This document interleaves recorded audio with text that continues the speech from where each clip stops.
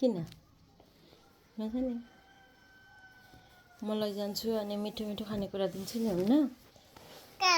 उता घरमा क्या मेरो अफिसमा छैन त छैन त हजुर के छैन छ भने त मलाई गइहाल्थ्यो नि मेरो अफिसमा क्या उता रामेछापमा म त देख्दिनँ त तपाईँको अफिस जानुहुन्छ कि नै नै तपाईँ कहाँ स्कुल हिँड्दै जानुहुन्छ कि गाडीमा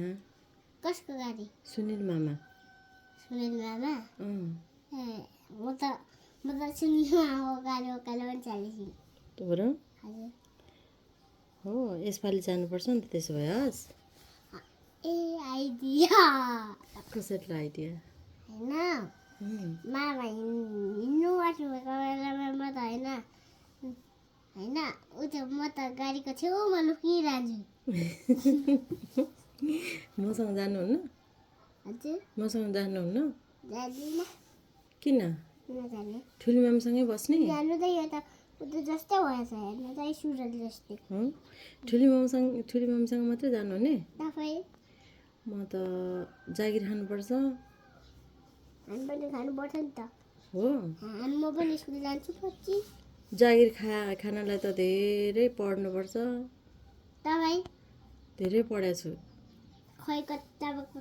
अक्षर खै हेरौँ त राम्रो छ अक्षर राम्रो छ मेरो त हो हिजो एक पाना ए लेखिसकेपछि माइजू ए कहाँ छ भनेर सोधेको होइन हो त्यस्तै छ त्यस्तै छ मेरो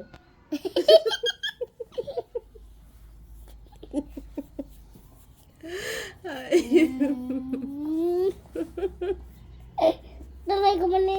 मेरो जस्तै छ है अँ त नि राम्रो छैन राम्रो छैन तब के छ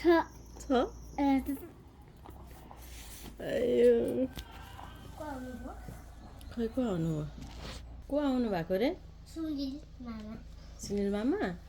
ए अघि मैले सुनिल मामा भनेको हो सुनिल मामा हजुर भन्नुपर्छ हस् साडी लाउन मनपर्छ तपाईँलाई पर्छ मलाई पनि हो ए राम्रो छ साडी तपाईँलाई राम्रो छ ल खानु बेसी त गर्मी भयो माइजू भन्नु भएन हजुर गर्मी भयो माइजू भन्नु भएन हजुर हो के हो मेरो पाउँछु तपाईँको छ कि छैन छ कहाँ खुट्टामा खुट्टामा होइन मेरो उता छ पोखिन्छ नि नानी कहाँ उता उता घरमा के ए होइन कहाँ छ भन्नु न अनि थाहा हुन्छ ठुलो छ कि सानो सानो छ